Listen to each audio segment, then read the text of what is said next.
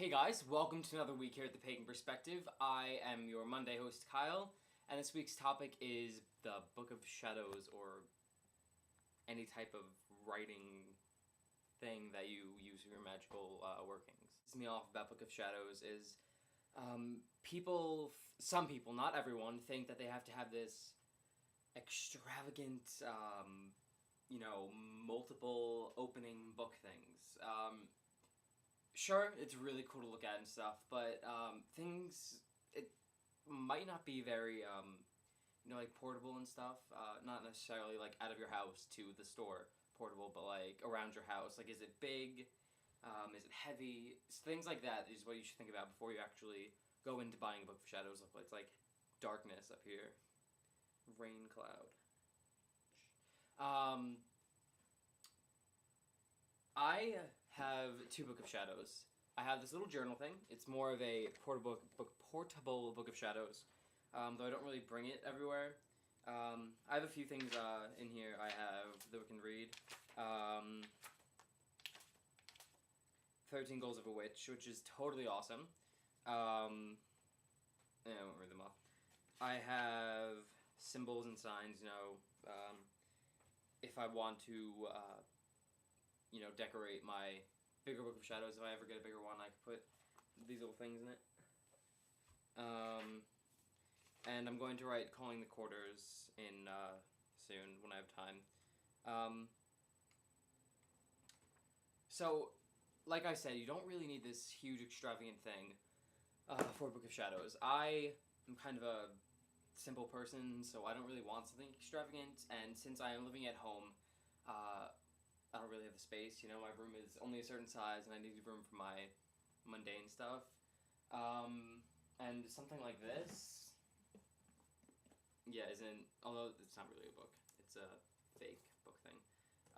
Something like this would be totally awesome to have as Book of Shadows, don't get me wrong, but, space just isn't going to permit in my own room to have a Book of Shadows like that. I kind of just throw it on my bookshelf, and it kind of stays there. But I really like this simple Book of Shadows because it's portable. You could slip it in your briefcase, purse, pocketbook, whatever you want to call it, and carry along with you if you ever need a quick spell for anything, or if you're going on a trip and it happens to fall under an S-spot or a Sabbat and you want to have a ritual there, you can bring it along. Instead of carrying this huge ass book to the friggin' airport and go through security and they're like, oh, what is this?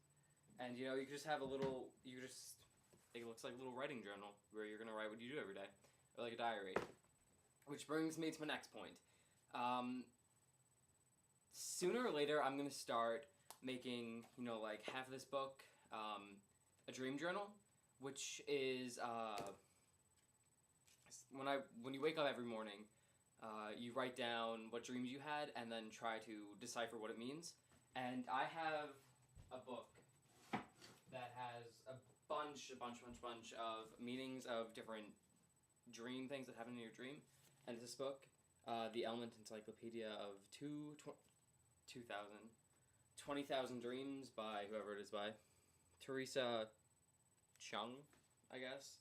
But it really has everything in here, and I think it was only like $25 at Borders, and you can use that for your dream journal section of your Book of Shadows.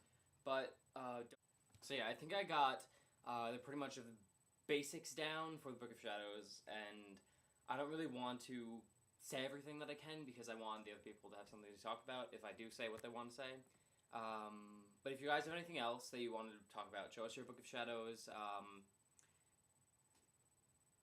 tell us what you can do, show us your Book of Shadows if you want to, and have a great week, everyone. And sorry I didn't have a video last week. I wasn't able to get in contact with my substitute before Monday, so sorry guys, but have a great week, and I shall see you all next Monday, and blessed be. Forgot to mention that, don't let what other people say throughout the week, or what I say, kind of interfere with what you want to put in your Book of Shadows. It's your own Book of Shadows. personalize it with your own creativeness and energy, and just kind of. I'm just gonna go off on a different topic right now for like 30 seconds. So starting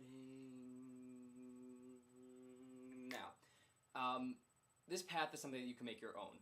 So make it your own, and don't really. You can learn from the books, but there's only so much you can learn, and reading the books thousands of times through isn't gonna make you become a witch. Being a witch is making it your own life and kind of interworking it into your own life.